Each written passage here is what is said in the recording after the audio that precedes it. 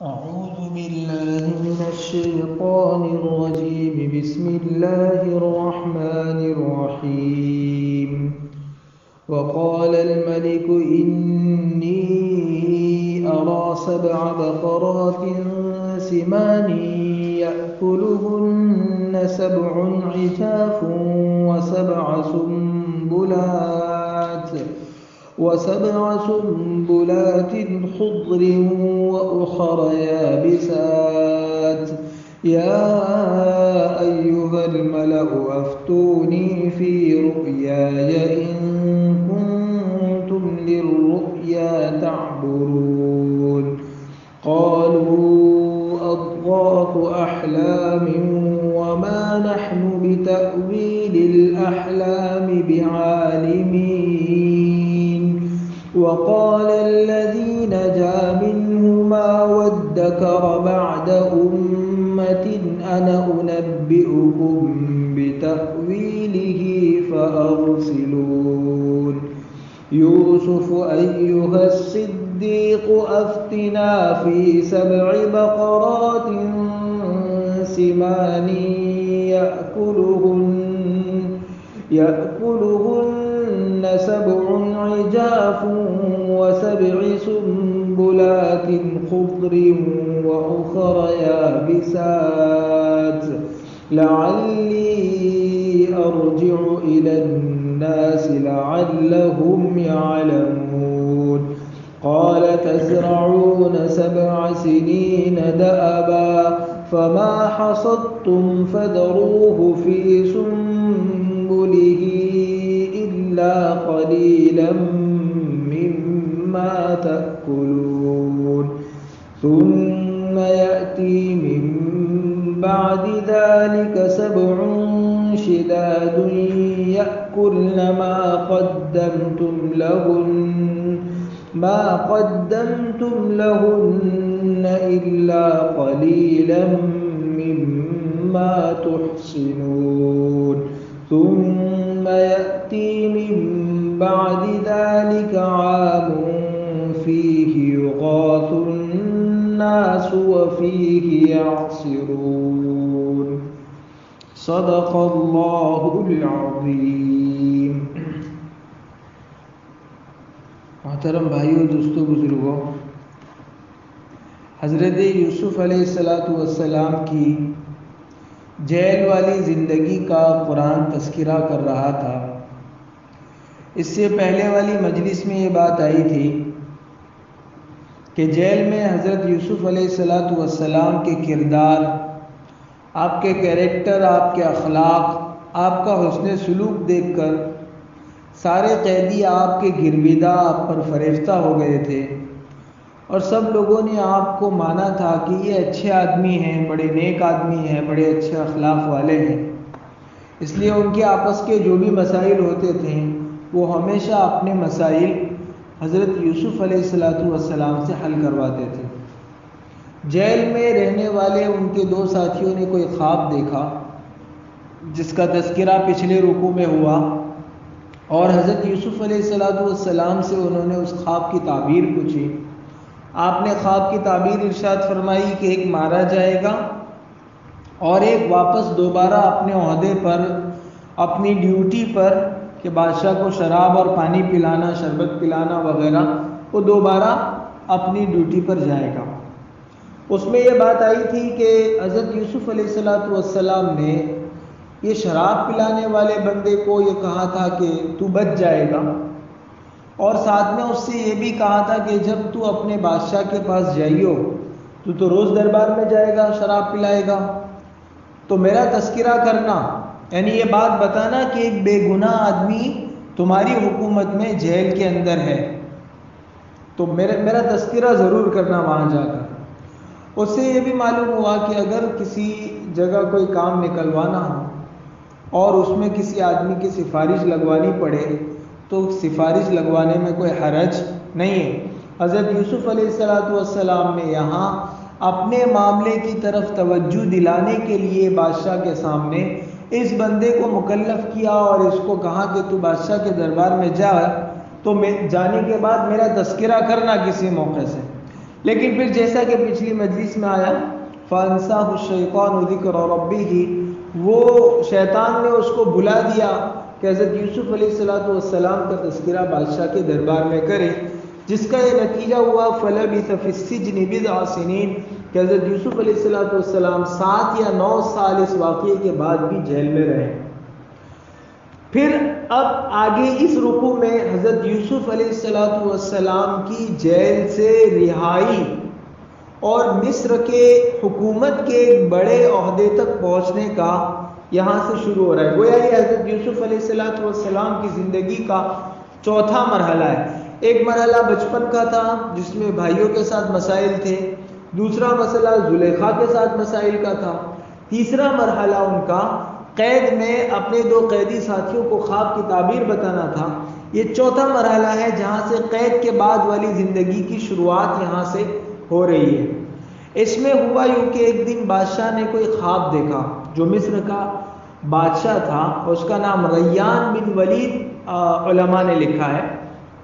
اس نے کوئی خواب دیکھا، اس نے جو خواب دیکھا تھا اس کا خلاصہ یہ تھا کہ خواب میں اس نے 7 گائیں موٹی اور 7 گائیں دبلی پتلی دیکھی،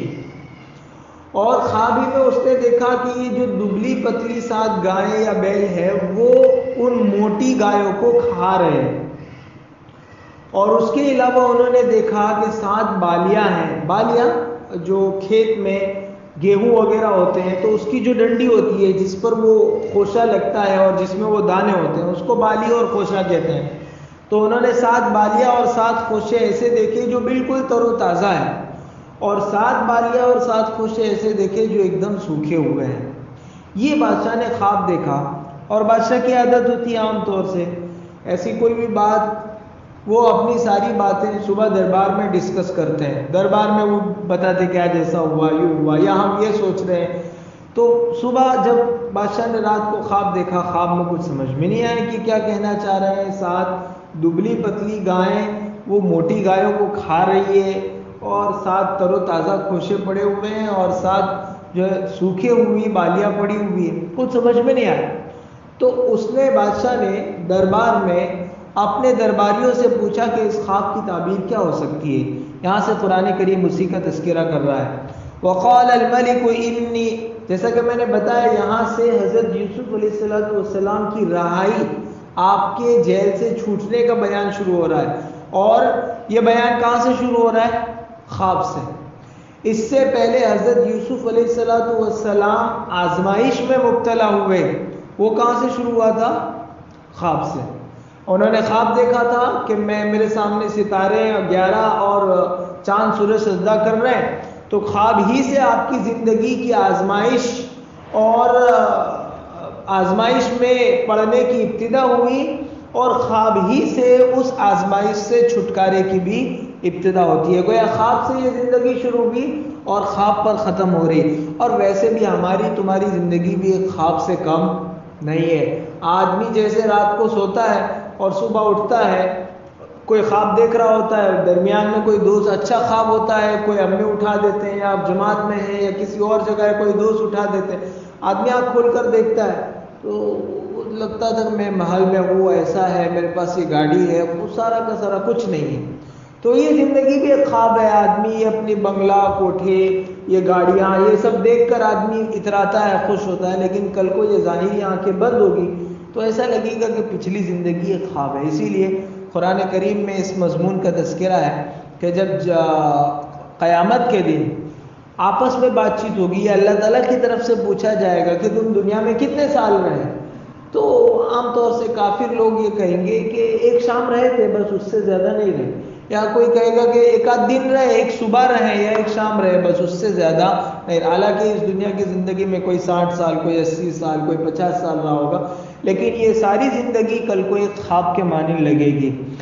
وقال الملك إني أرى 7 بقرات سمان يأكلهن 7 عجاف و7 سنبلات خضر وأخر يابسات۔ اور جیسے خواب میں کوئی چیز ملنے پر آدمی خوش نہیں ہوتا، جانتا ہے کہ یہ چیز حقیقت نہیں ہے۔ خواب میں اگر BMW بھی مل جائے تو آدمی خوش نہیں ہوتا، جاگنے کے بعد اس کو پتہ ہے حقیقت یہ. اور اگر حقیقت کی دنیا میں اس کے پاس نینو بھی ہو تو وہ اپنے آپ کو بڑا خوش قسمت سمجھتا ہے، کیونکہ اس کو پتہ ہے کہ یہ سچ ہے اور وہ جھوٹ ہے. تو آخرت میں آدمی کو ادنا سے ادنا جنت بھی ملے نا تو وہ حقیقت ہے، اور دنیا میں حکومت بھی مل جائے تو وہ دھوکہ ہے. یہ تب تک ہے جب تک آنکھ کھلی ہوئی ہے، اور تب تک ہے اس کی بھی کوئی گارنٹی نہیں ہے. یہ عزت اور اقتدار بھی کبھی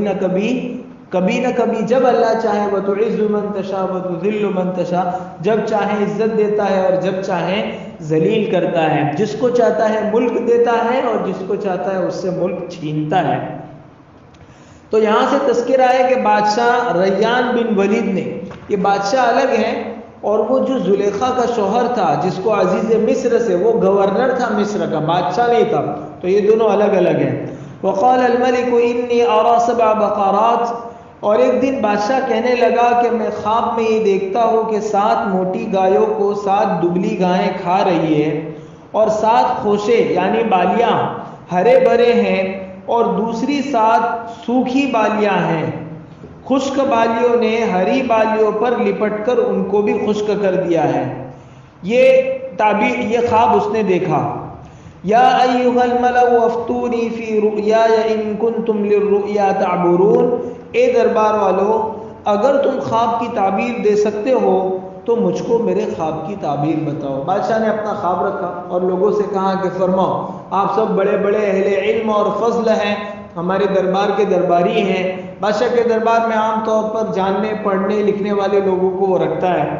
ہوشیار لوگوں کو رکھتا ہے. تو ان سب سے پوچھا کہ اس خواب کی کیا تعبیر ہو سکتی ہے، تم جانتے ہو تو بتاؤ. ان لوگوں نے کہا کہ یہ کوئی خواب نہیں معلوم ہوتا ہے، یہ تو بس ایسے ہی خیالات ہیں، اس کا کوئی مطلب نہیں سمجھ میں آتا ہے. کھانا تو موٹی گایوں کو چاہے تھا دبلی کو، یہ دبلی موٹی کو کیسے کھائے؟ تو ایسا لگتا ہے کہ یہ خواب نہیں ہے، یہ صرف پراگندہ خیالات ہے، منتشر خیالات ہے. آدمی کبھی کبھی سوتا ہے، دن بھر میں جو کچھ کرتا ہے یا جہاں جا کر آتا ہے وہاں کے خیالات اس کو خواب کی مانند دکھائی دیتے ہیں، تو وہ خواب نہیں ہوتا، وہ ایک قسم کے خیالات ہوتے ہیں. تو پہلے تو ویسے ان کو خواب کی تعبیر نہیں معلوم تھی، تو صاف نہیں کہا کہ ہم کو خواب کی تعبیر نہیں معلوم ہے، ہم نہیں جانتے ہیں.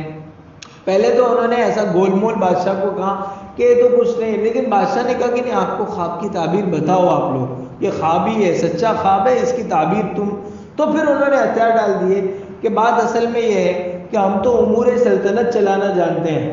آپ کے دربار میں کوئی مسئلہ پیش آ گیا حکومت میں تو آپ ہم سے مشورہ لیجیے، ہم بتائیں گے آپ کو کہ اس موقع سے کیا کرنا ہے. دشمن نے حملہ کر دیا تو یہ ہمارا دفاع کا وزیر ہے، ڈیفنس کا وزیر ہے، اس سے پوچھیں گے، وہ آپ کو بتا دے گا کہ کیسے دفاع کرنا ہے، دشمن کے حملے کو روکنا ہے. لیکن یہ خواب کی تعبیر ہم لوگوں کو نہیں آتی، اس کے لیے تو آپ کو کسی عالم یا اچھے نیک بندے سے رجوع کرنا پڑے گا. تو پہلے صاف انہوں نے انکار نہیں کیا، پہلے انہوں نے گھمانے کی کوشش کی. قرآن نے دونوں جواب نقل کیے. قالوا اضغاث احلام وما نحن بتأویل الاحلام بعالمین، وہ درباری لوگ کہنے لگے کہ یہ تو خیالی خواب ہے. اضغاث و احلام، اضغاث کی ضغثن کی جمع ہے، اور ضغثن عربی میں کہتے ہیں وہ گٹھری جس میں کوڑا کرکٹ کچرا گھاس پھوس سب ایک ساتھ جمع ہو. تو گویا یہ لوگ یہ کہنا چاہتے تھے کہ کچھ خواب میں سچائی ہوگی، باقی زیادہ تر پھکم پھاک ہے، وہ خیالات ہے، کچھ نہیں ہے اس میں، اس کے پیچھے پڑنے کی ضرورت نہیں ہے. تو اگر تم خواب کی تعبیر دے سکتے ہو تو مجھ کو خواب کی تعبیر بتاؤ. وہ درباری لوگ کہنے لگے کہ یہ تو خیالی خواب ہے، منتشر خیالات ہیں، اور اس طرح کے خوابوں کی تعبیر ہم نہیں جانتے ہیں. وما نحن بتأویل الاحلام بعالمین. اب جب یہ خواب کا تذکرہ ہوا اور پورے دربار نے کہہ دیا کہ ہم کو نہیں معلوم، تو وہ جو کونے میں کھڑا بادشاہ کو شربت پلاتا تھا، اچانک اس کی لائٹ جلی کہ ہم تو اسی خواب کی تعبیر سے چھٹکارا پائے تھے. اور ایک بندہ ہے جیل میں جو خواب کی ایسی سچی تعبیر بتاتا ہے کہ جیسا بتاتا ہے دوسرے دن ویسا ہی ہوتا ہے، کوئی ایک ذرے کے برابر فرق نہیں. اس کو یاد آیا کہ نہیں، جیل میں یوسف ہے، یوسف سے اگر اس خواب کی تعبیر پوچھے تو یوسف اس خواب کی سچی تعبیر بتا سکتے ہیں. اب جا کر اس کو یاد آیا. یہاں بھی مفسرین نے لکھا ہے کہ گویا کہ اللہ تعالیٰ نے پہلے سے اس کو یعنی ایسا ہو سکتا تھا کہ وہ بادشاہ کے دربار میں جا کر کہتا کہ ایک بندہ ہے، اور پھر بادشاہ رحم کھا کر ترس کھا کر حضرت یوسف کو چھوڑ دیتا، تو اس میں بادشاہ کا احسان حضرت یوسف پر ہوتا، اور اللہ نے نہیں چاہا کہ دنیا کے کسی آدمی کا میرے نبی پر احسان ہو۔ اس بادشاہ کو خواب دکھایا، اس خواب کی سچی تعبیر حضرت یوسف نے بتائی، پھر حضرت یوسف نے باہر نکل کر اس خواب کی تعبیر سے نکلنے کا راستہ بتایا، اور گویا کہ حضرت یوسف علیہ السلام کا بادشاہ پر احسان رہا، بادشاہ کا حضرت یوسف علیہ السلام پر احسان نہیں رہا۔ تو یہ بھی اللہ کی ایک حکمت تھی کہ اس بندے کو شیطان کے ذریعے سے بھلوا دیا گیا، ورنہ اگر اللہ تعالیٰ چاہتے تو یہ یاد رکھتا، لیکن اس میں یہ ہوتا کہ حضرت یوسف علیہ السلام پر بادشاہ کا احسان ہوتا۔ اللہ نے یہ چاہا کہ میرے نبی کا دوسرے پر احسان ہو، نبی پر کسی اور کا احسان نہ ہو۔ اب جب اس کو یاد آیا تو اس نے سارا تذکرہ کیا بادشاہ کے دربار میں کہ اگر آپ اجازت دیں تو میں کچھ بولنا چاہتا ہوں، اور اس نے پھر ہم جیل میں تھے اور ایسا ایسا کیس ہم پر چلا ہوا تھا آپ کو زہر دینے کا، میں تو بچ گیا لیکن وہ سچ میں، اور خواب میں ہم نے جیل میں ہم نے ایسا ایسا خواب دیکھا تھا، وہ ایک بندہ ہے بہت اچھا ہے، ان کے کمالات اور اوصاف کا حضرت یوسف کا تذکرہ کیا، اور پھر سارا قصہ بتایا کہ ہمارے ساتھ ایسا ایسا ہوا تھا، اور اس بندے نے پہلے ہی کہہ دیا تھا کہ تو چھوٹ جائے گا تو پھنس جائے گا، اور چھوٹ جائے گا، اس کے بعد دوبارہ نوکری پر ڈیوٹی پر چلا جائے گا، تجھے نوکری بھی مل جائے گی۔ تو اس نے جیسا کہا تھا ویسا ہوا۔ مجھے ایسا لگتا ہے کہ اگر میں اس کو خواب پوچھنے جاؤں گا تو اس خواب کی سچی تعبیر ہم کو معلوم ہو جائے گی۔ تو آپ تھوڑا سا، میں تو چونکہ شراب پلانے والا ایک ویٹر کی طرح کا ہوں، مجھے اجازت دیجیے کہ میں جیل میں اس کے پاس جاؤں۔ یہ ساری باتیں اس نے بادشاہ کے سامنے کی، لیکن قرآن نے صرف اتنا تذکرہ کیا ہے فارسلون کہ مجھے اجازت دیجیے میں اس کے پاس جاؤں۔ باقی ساری باتیں قرآن کیا کرتا ہے، جو اہم باتیں وہ ذکر کرتا ہے۔ قصہ کہانی کی کتاب نہیں، میں بار بار کہتا ہوں، یہ تو قصے کا ہر جز ذکر نہیں کرتا، جو باتیں قصے کی ایسے ہی سمجھ میں آتی ہے بغیر کہے تو وہ قرآن کریم اس کو چھوڑ دیتا ہے اور ڈائریکٹ آگے والی بات ذکر کرتا ہے۔ وَقَالَ الَّذِي نَجَا مِنْهُمَا وَادَّكَرَ بَعْدَ أُمَّةٍ أَنَا أُنَبِّئُكُمْ بِتَأْوِيلِهِ فَأَرْسِلُونِ۔ اس کو اور بادشاہ کے دربار میں ان دو قیدیوں میں سے جو جیل میں سے چھوٹ کر گیا تھا، اس کو لمبے زمانے کے بعد یوسف کی بات یاد آ گئی۔ وہ کہنے لگا میں تم کو اس خواب کی تعبیر بتاؤں گا، تم ذرا مجھے جیل جانے کی اجازت دے دو۔ وہی جو شراب پینے والا تھا، اس نے کہا کہ مجھے جیل میں جانے کی اجازت دو۔ بادشاہ کی طرف سے اجازت مل گئی کہ جاؤ بھائی، یہاں کوئی خواب کی تعبیر نہیں بتا رہا ہے، جیلی سے صحیح۔ بادشاہ کو بڑی بے چینی تھی کہ آخر یہ خواب کیا ہے، عجیب و غریب خواب، تو اس کی تعبیر بتا کر لے کر آؤ۔ یہ بندہ جیل میں جاتا ہے، اور میں جیل میں جا کر حضرت یوسف علیہ السلام سے کہتا ہے یوسف ایھا الصدیق وافتنا فی سبع بقرات، کہ یوسف اے میرے سچے دوست، مجھ کو اس خواب کے سلسلے میں اس کی تعبیر بتا۔ یہاں بھی علماء نے لکھا ہے کہ اس کو دیکھتے ہی یوسف علیہ السلام نے یہ نہیں کہا اوے آئے وہ، میں نے تجھ کو کہا تھا 9 برس پہلے کہ بادشاہ کے دربار میں تذکرہ کرنا، آج تجھے ضرورت پڑی اس لیے میرے پاس آیا، ورنہ تو نہیں آتا۔ حضرت یوسف علیہ السلام نے ایک لفظ نہیں کہا کہ تو بھول گیا تھا اور تو نے میرے ساتھ ایسا کیا، میں نے تیرے اوپر احسان کیا تھا تو بھی تو نے بدلہ مجھ کو ایسا دیا، ایسا کچھ نہیں کہا۔ یہ حضرت یوسف علیہ السلام کے اخلاق کی بات ہے، ان کے کمال اخلاق کی بات ہے کہ اتنا سب کچھ جھیلنے کے بعد بھی انہوں نے اس بندے کو ایک لفظ نہیں کہا، اور چاہتے تو حضرت یوسف علیہ السلام خواب کی تعبیر بھی نہ بتاتے، کہہ دیتے کہ میں اس بادشاہ کو اور اس گورنر کو کیوں خواب کی تعبیر بتاؤں جس کی وجہ سے مجھے 9 سال بغیر کسی قصور کے جیل میں رہنا پڑا، اور جن کے لوگوں نے مجھ پر الٹا الزام لگایا اور مجھ کو جیل میں ڈالا، میں نہیں بتاؤں گا خواب کی تعبیر، جو کرنا ہے کر لو، کہہ سکتے تھے، لیکن انہوں نے ایسا نہیں کیا۔ نبی اللہ کی طرف سے دیے ہوئے علم کے پھیلانے میں کبھی بخل سے کام نہیں لیتا، نبی کبھی کسی کو طعنہ نہیں دیتے۔ اسی لیے حضور اکرم صلی اللہ علیہ وسلم کی صحبت میں جو صحابہ تھے، انہوں نے حضور صلی اللہ علیہ وسلم سے یہی چیز سیکھی تھی۔ اللہ کے رسول صلی اللہ علیہ وسلم کی زندگی میں کبھی نہیں ملتا کہ آپ نے کسی سے یہ کہا ہو کہ تم نے اسلام لانے سے پہلے مجھ کو ایسی ایسی تکلیف پہنچے۔ ابو سفیان مسلمان ہوئے، حالانکہ ابو سفیان خود میں اور دوسری جنگوں میں وہ لیڈرشپ میں وہ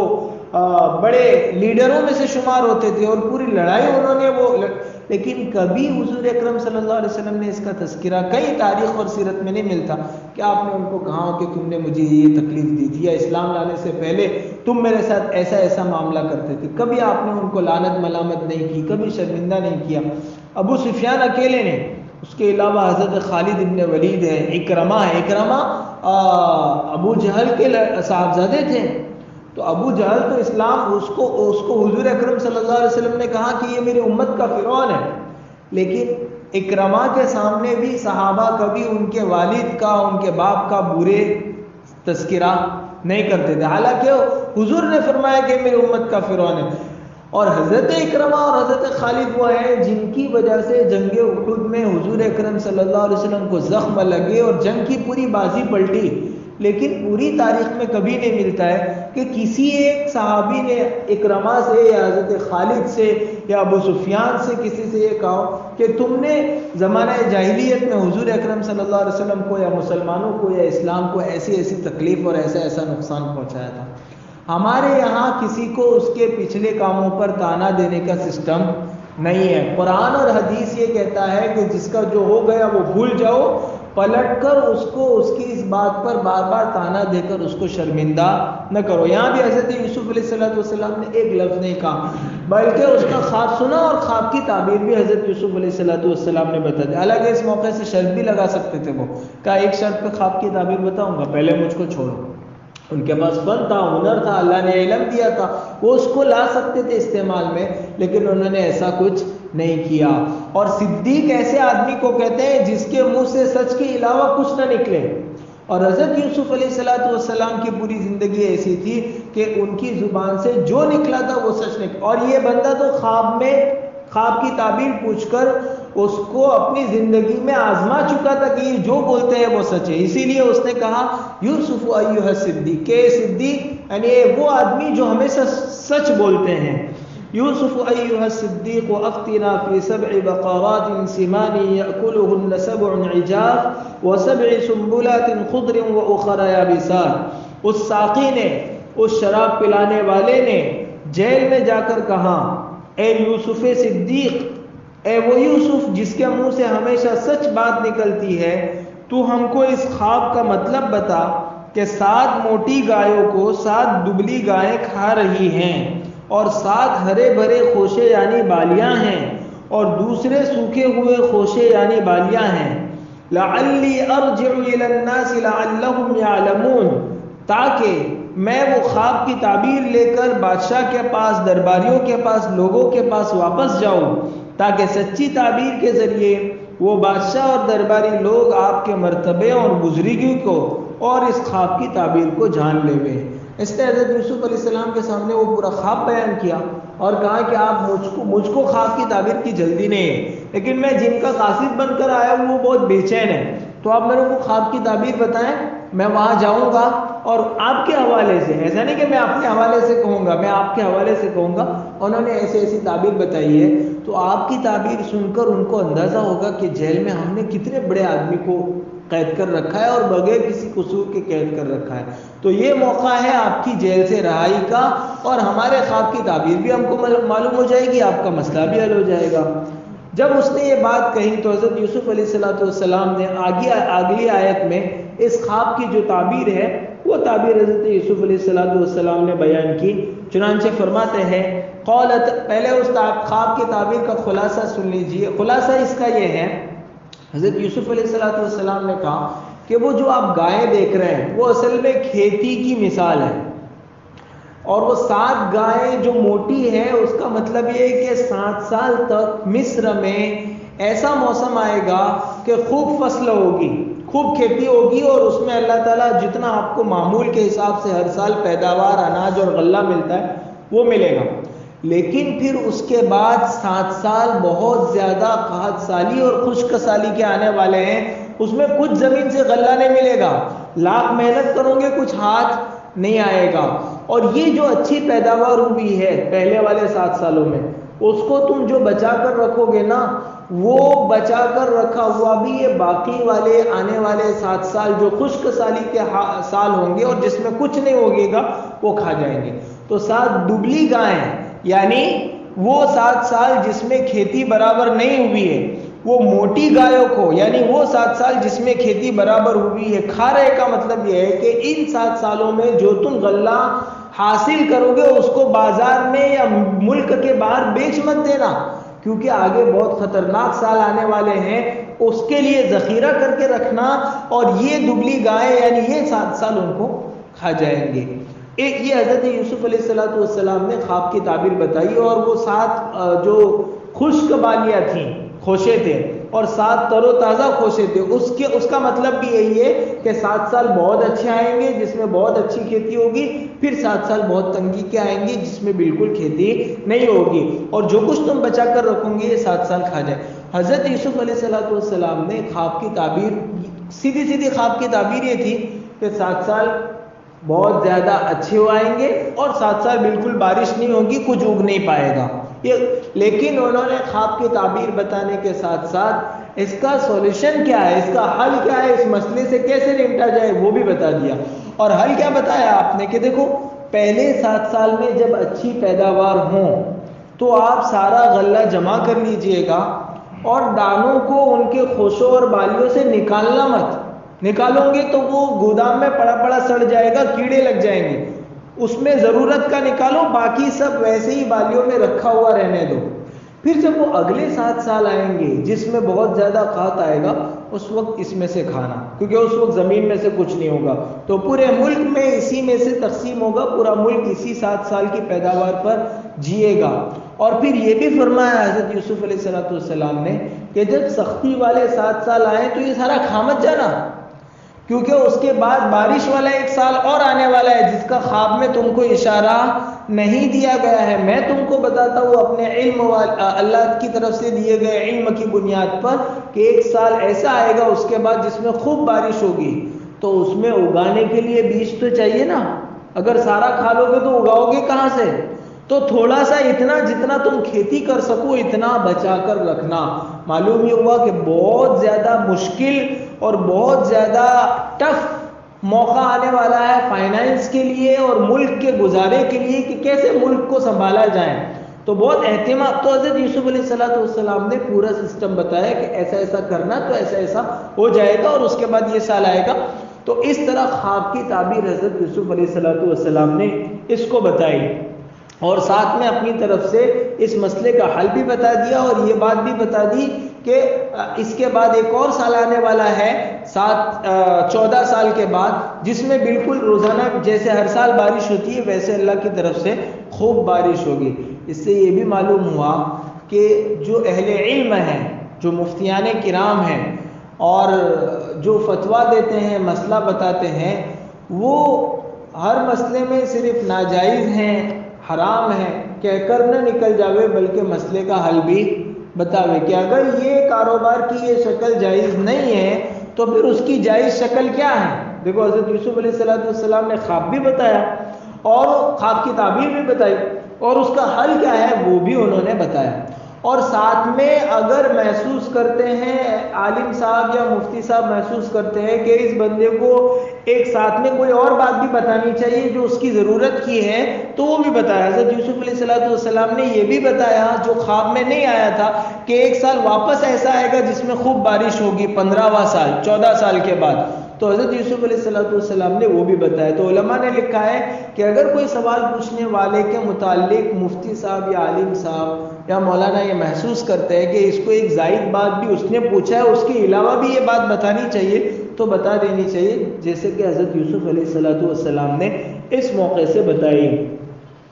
اور اس سے یہ بھی معلوم ہوا کہ کافر کا خواب بھی سچا ہو سکتا ہے۔ سچے خواب کے لیے مسلمان اور مومن ہونا ضروری نہیں، کیونکہ مصر تو اس وقت پورا کافر تھا، یہ جو بادشاہ تھا مصر کا وہ بھی کافر تھا، اس نے خواب دیکھا اور وہ خواب سچا تھا، تو معلوم یہ ہوا کہ سچا خواب کافر کو بھی آ سکتا ہے۔ حضور اکرم صلی اللہ علیہ وسلم جب بدر کی لڑائی کے لیے تشریف لے جا رہے تھے تو اس وقت مکے میں بعض کافروں نے خواب دیکھا تھا، جس کا مطلب یہ تھا کہ ایک پہاڑی کے اوپر سے بڑی چٹان گری اور اس ٹکڑے ٹکڑے ہو گئے، چھوٹے چھوٹے ٹکڑے، اور وہ ہر مکے کے کوئی گھر ایسا نہیں تھا جس میں مکے کے گھر میں اس چٹان کے ٹکڑے نہ پہنچے ہوں۔ انہوں نے خواب بیان کیا اتفاق سے جس عورت نے، وہ بھی اسلام نہیں لائے تھے، جس عورت نے یہ خواب دیکھا تھا وہ حضور اکرم صلی اللہ علیہ وسلم کی فیملی کی تھی، آپ کے گھرانے کی، آپ کی کوئی رشتہ دار تھی۔ انہوں نے جا کر یہ خواب ابو جہل کو یا کسی کو بتایا تو ان کو پتا تھا کہ اس کا کیا مطلب ہے۔ اس کا مطلب یہ تھا کہ بدر کی لڑائی میں اتنے کافر مارے جائیں گے کہ مکے کا کوئی گھر ایسا نہیں ہوگا جس میں کوئی نہ کوئی بندہ مارا نہ گیا۔ لیکن اس نے، ابو جہل چونکہ بہت خطرناک آدمی تھا، اس نے بات ہوا میں اڑا دی اور اس نے مکے میں مشہور کر دیا کہ لو، یہ بنی ہاشم کے گھر میں پہلے تو مرد نبوت کا دعویٰ کرتے تھے، اب تو عورتیں بھی نبوت کا دعویٰ کرنے لگی۔ لیکن پھر بعد میں جب بدر کی لڑائی ہوئی تو معلوم ہوا کہ وہ خواب سچا تھا، اور جس نے وہ خواب دیکھا تھا اس وقت وہ مسلمان نہیں ہوئے تھے۔ تو معلوم یہ ہوا کہ کافر کو بھی سچا خواب دکھائی دیا جا سکتا ہے۔ قال تزرعون 7 سنین دأبا، یوسف علیہ السلام نے کہا کہ تم 7 سال مسلسل یعنی جم کر کھیتی کرو گے، فما حصدتم فذروه في سنبله الا قليلا مما تاكلون، جو فصل تم کاٹو، جو کھیتی تم کاٹو تو اس کو تم اس کی بالیوں میں رہنے دینا تاکہ کیڑا نہ لگے۔ اصل میں جو اندر ہی رہتا ہے اس کو جلدی کیڑا نہیں لگتا، اور باہر نکال لیا اپنے دانے کو تو اس پر دوا وغیرہ چھڑکنی پڑتی ہے، نہیں تو بہت جلدی کیڑا لگ جاتا ہے۔ گویا حضرت یوسف علیہ السلام نے تعبیر بھی بتائی اور تدبیر بھی بتائی، دونوں چیزیں بتائیں۔ فما حصدتم فذروه في سنبله الا قليلا مما تاكلون، جو فصل تم کاٹو تو اس کو تم اس کی بالیوں میں رہنے دینا، البتہ تھوڑا سا اناج بالیوں سے نکال لینا جو تم کھا سکو۔ ثم يأتي من بعد ذلك 7 شداد يأكلن ما قدمتم لهن الا قليلا مما تحسنون، پھر ان 7 کھیتی والے سالوں کے بعد 7 بڑے سخت سال آئیں گے، جو ذخیرہ اناج کا تم نے ان خشک سخت سالوں کے لیے جمع کر رکھا ہوگا، یہ سخت سال وہ سارا کھا جائیں گے، مگر جو تھوڑا سا حصہ بیج کے لیے تم محفوظ رکھو گے وہ بچ جائے گا۔ ثم يأتي من بعد ذلك عام فيه يغاث الناس وفيه يعصرون، پھر اس کے بعد یعنی 7 سخت سالوں کے بعد ایک ایسا سال آئے گا جس میں لوگوں کے لیے خوب بارش ہوگی اور لوگ اس سال میں پھلوں سے انگور زیادہ ہونے کی وجہ سے رس نچوڑیں گے، یعنی اتنی بارش ہوگی، اتنی پیداوار ہوگی کہ لوگ جوس نکال نکال کر پھلوں کا پئیں گے۔ یہ رکوع آج کا ختم ہو گیا۔ اس رکوع میں ہمارے لیے سیکھنے کی بات یہ ہے کہ حضرت یوسف علیہ السلام نے نہ تو آنے والوں کو کوئی طعنہ دیا، خود روایت میں بعض صحیحین کی روایت ہے بخاری اور مسلم کی، حضور اکرم صلی اللہ علیہ وسلم نے فرمایا، حضرت یوسف کے صبر کی اور ان کے تحمل اور معافی کی تعریف کرتے ہوئے کہ انہوں نے بہت بڑا حوصلے کا مظاہرہ کیا، اگر میں حضرت یوسف علیہ السلام کی جگہ ہوتا تو خواب کی تعبیر نہ بتاتا، پہلے کہتا کہ تم نے ایسا ایسا کیا ہے۔ اب یہ کہ حضور اکرم صلی اللہ علیہ وسلم نے ایسا کیسے کہہ دیا کہ میں ہوتا تو کیا حضرت یوسف علیہ السلام حضور سے اونچے ہیں عہدے میں، رتبے میں؟ حالانکہ ہم سب کہتے ہیں کہ ہمارے نبی سب سے بڑے ہیں، سارے اوصاف بھی ہمارے نبی کے سب سے عمدہ ہے۔ تو اس کا جواب علماء نے دیا ہے کہ حضور اکرم صلی اللہ علیہ وسلم اپنی امت کو ان الفاظ کے ذریعے سے گویا تعلیم دینا چاہتے ہیں کہ تمہارا کوئی ایسا موقع آ جائے اور تمہارا کوئی مسئلہ ہو جائے تو تم حضرت یوسف والا مسئلہ سامنے مت رکھنا کہ جیل میں سے تم کو رہائی ملنے والی ہو اور پھر تم کہو کہ نہیں میں تو یوسف بنوں گا اور میں تو جو ہے وہ خواب کی تعبیر نہیں بتاؤں گا، تو لینے کے دینے پڑ جائیں گے، مسئلہ خراب ہو جائے گا۔ یوسف تو نبی تھے، ان کے لیے یہ جچتا تھا، امت کمزور ہوتی ہے، امت کے لیے یہ جچتا نہیں ہے۔ تو گویا حضور اکرم صلی اللہ علیہ وسلم نے اپنی امت پر شفقت کرتے ہوئے فرمایا، اور ویسے بھی کسی بات میں کسی نبی کا آگے بڑھ جانا یہ اس کا یہ مطلب نہیں ہے کہ وہ نبی سب سے افضل ہو گئے۔ جیسے حضرت سلیمان علیہ السلام کو اللہ نے معجزہ دیا تھا کہ وہ ہوا میں اپنے تخت اور پورے لشکر کے ساتھ اڑتے تھے، حضور کے پاس یہ معجزہ نہیں تھا۔ اس کا مطلب یہ نہیں کہ حضرت سلیمان علیہ السلام حضور سے بڑھ گئے۔ حضرت موسیٰ علیہ السلام کو اللہ نے لاٹھی والا معجزہ دیا تھا جو حضور اکرم صلی اللہ علیہ وسلم کے پاس نہیں تھا۔ اس کا مطلب یہ نہیں ہے کہ حضرت موسیٰ بڑھ گئے۔ تو کسی نبی کا کسی بات میں آگے بڑھ جانا، اس سے یہ لازم نہیں آتا کہ وہ نبی سب سے افضل ہے۔ سب سے افضل نبی ہمارے اور آپ کے آقا محمد الرسول اللہ صلی اللہ علیہ وسلم ہیں، اس پر ساری امت کا اتفاق ہے۔ حضور نے یہ جو فرمایا تھا یہ ان کے صبر اور ان کے استقامت کی تعریف کرتے ہوئے فرمایا تھا۔ آگے جا کر پھر یہ بندہ یہاں سے جیل سے نکلتا ہے اور بادشاہ کے دربار میں جا کر یہ سارا خواب اور اس کی پوری تعبیر بتاتا ہے۔ اس پر بادشاہ کا ریئیکشن کیا ہوتا ہے وہ اگلے رکوع میں آئے گا۔ اللہ تعالی ہم سب کو کہنے سننے سے زیادہ عمل کرنے کی توفیق عطا فرمائے۔ سبحانك اللهم وبحمدك وتبارك اسمك وتعالى جدك ولا إله غيرك اللهم لك الحمد كله ولك الشكر كله ولك الملك كله بيدك الخير كله اللهم لا أحصي ثناء عليك أنت كما أثنيت على نفسك اللهم صل على محمد وعلى آل محمد كما صليت على إبراهيم وعلى آل إبراهيم إنك حميد مجيد اللهم بارك على محمد وعلى آل محمد كما باركت على إبراهيم وعلى آل إبراهيم إنك حميد مجيد اللهم صل وسلم وأنعم وبارك على سيدنا ومولانا محمد وعلى آل سيدنا ومولانا محمد اللهم صل على سيدنا ومولانا محمد وعلى آل محمد كلما ذكره الذاكرون وكلما غفل عن ذكره الغافلون ربنا ظلمنا أنفسنا وإن لم تغفر لنا وترحمنا لنكونن من الخاسرين اللهم إنك عفو كريم تحب العفو فاعف عنا يا كريم ربنا آتنا في الدنيا حسنة وفي الآخرة حسنة وقنا عذاب النار ربنا لا تزغ قلوبنا بعد إذ هديتنا وهب لنا من لدنك رحمة إنك أنت الوهاب ربنا لا تزغ ربنا إنك جامع الناس ليوم لا ريب فيه إنك لا تخلف الميعاد اللهم إني أسألك الصحة والعفة والأمانة وحسن الخلق والرضا بالقدر اللهم إني أسألك العفو والعافية في الدنيا والآخرة اے اللہ ہم سب کے گناہوں کو معاف فرما اے اللہ ہماری خطاؤں سے درگزر فرما اے اللہ ہمارے حسنات کو قبول فرما اے اللہ گناہوں میں پڑنے سے ہماری حفاظت فرما اے اللہ نیکیوں کے شوق ہمارے دلوں میں ڈال دے اے اللہ گناہوں کی نفرت ہمارے دلوں میں پیدا فرما دے تیرے نبی پاک صلی اللہ علیہ وسلم کی ایک ایک سنت کو جان کر اسے اپنانے کی تو ہمیں توفیق اور سعادت عطا فرما قرآن کریم کی تلاوت کی توفیق اور سعادت عطا فرما ہمیں اور ہمارے گھر والوں کو نماز کا قائم کرنے والا بنا نماز کے ساتھ ہمیں عشق اور محبت عطا فرما نماز کو ہمیں ہماری آنکھوں کی ٹھنڈک بنا نماز کے بنا اے اللہ ہمیں چین نہ آئے اے اللہ ہمیں ایسا بنا دے اے اللہ جماعت کے ساتھ پورے اہتمام کے ساتھ نماز کا قائم کرنے والا بنا سارے نیک کاموں کو کرنے کی توفیق عطا فرما برائیوں سے بچنے کی توفیق عطا فرما ہمارے گھر میں اپنی تلاوت کے انوار سے ہمارے گھروں کو اور ہمارے دلوں کو منور فرما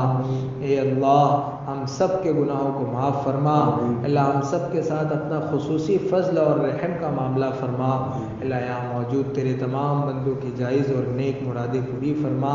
جو بیمار ہیں انہیں شفائے کامل عاجل مستمر عطا فرما جو مقروض ہیں ان کے قرضوں کی ادائیگی کی غیب سے شکلیں اور صورتیں پیدا فرما جو پریشان حال ہیں ان کی پریشانیوں کو دور فرما اللہ اس ملک کے حالات پر اور اس ملک کے مسلمانوں پر اللہ اپنے خصوصی نظر رحمت فرما اللہ حالات یہاں سازگار فرما ہمارے اکابرین نے اور تیرے نیک بندوں نے دین کے جو سلسلے یہاں قائم فرمائے ہیں اللہ ان کی حفاظت کرنے کی توفیق عطا فرما اللہ بلکہ آپ اپنے فضل اور کرم سے ان سارے سلسلوں کی حفاظت فرمائیے نبی اکرم صلی اللہ علیہ وسلم نے خیر کی لائن سے جتنی دعائیں مانگی اور بتلائی ہمیں اور پوری امت کو عطا فرما جن شرور سے پناہ چاہیے ان سے ہماری اور پوری امت کی حفاظت فرما محض اپنے فضل اور کرم سے اور حضور پاک صلی اللہ علیہ وسلم کے صدقہ ذوالفعل ہماری دعاؤں کو قبول فرما ربنا تقبل منا انك انت السميع العليم وتب علينا انك انت التواب الرحيم وصلى الله تعالى على خير خلقه سيدنا ومولانا محمد وآله وأصحابه أجمعين برحمتك يا أرحم الراحمين